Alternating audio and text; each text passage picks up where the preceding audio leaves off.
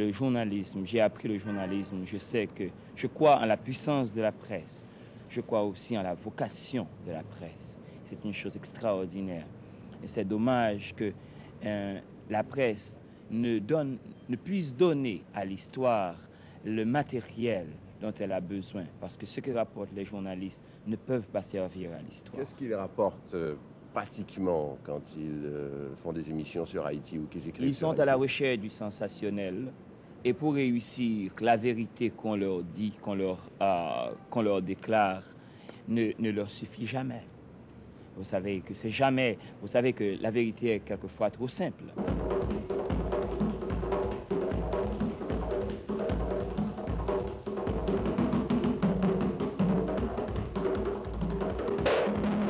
Au cours des dernières années, des répressions politiques dans votre pays ont, disons-le, scandalisé l'opinion mondiale.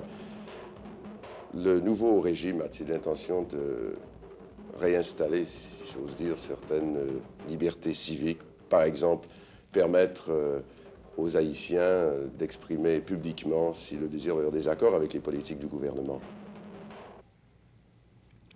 Vous faites allusion aux répressions qui auraient, paraît-il, scandalisé l'opinion mondiale. N'oubliez pas cependant que sous la présidence de mon vénéré père, 10 invasions ont été organisées dans l'espoir de détruire son gouvernement.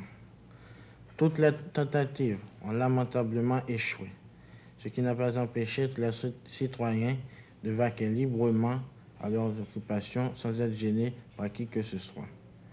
Nous sommes disposés à faciliter, dans la mesure du possible, la tâche de chacun.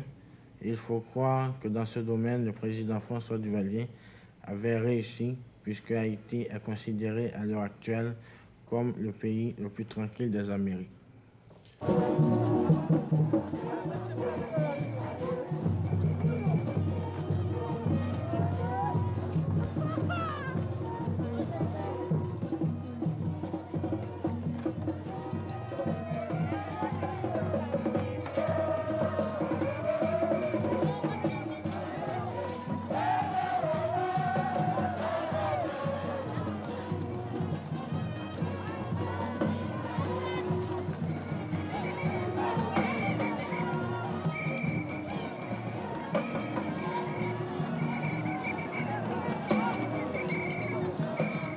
Combien de temps François Duvalier, Papa Doc, se perpétuera-t-il dans son fils? Nul ne peut le dire.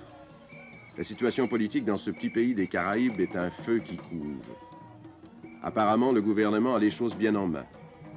Le pouvoir repose cependant sur un équilibre plus que précaire. La dynastie Duvalier est menacée de l'intérieur comme de l'extérieur. Autour de Jean-Claude, on s'étudie et on se méfie les uns des autres. Qui, à long terme, l'emportera? Marie-Denise et son mari l'ambassadeur Max Dominique, ou le ministre Luckner Cambronne qui dit aux journalistes « Revenez dans 5 ans, vous verrez, ça aura changé », ou encore le général Claude-Louis Raymond, chef suprême de l'armée. À l'étranger, une opposition divisée avec sa gauche et sa droite. Les uns demandent un retour aux libertés civiques, le rétablissement de la démocratie, des élections libres. Les autres proposent une lutte armée, une révolution à la Castro, une transformation radicale des structures sociales. Au minimum, l'établissement d'un régime à la Salvador Allende. Pour se maintenir, le gouvernement peut compter sur ses macoutes, mobilisables à quelques heures d'avis, qui ne voudront pas désarmer devant les militaires. Du reste, les Américains dont les bateaux croisent autour de l'île ne toléreront pas de guerre civile dans Haïti. Reste la population qui pourrait devenir turbulente au fur et à mesure que le souvenir de François Duvalier va s'estomper.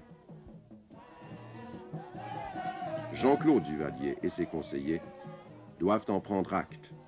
Sinon, le réveil des Haïtiens pourrait leur être fatal.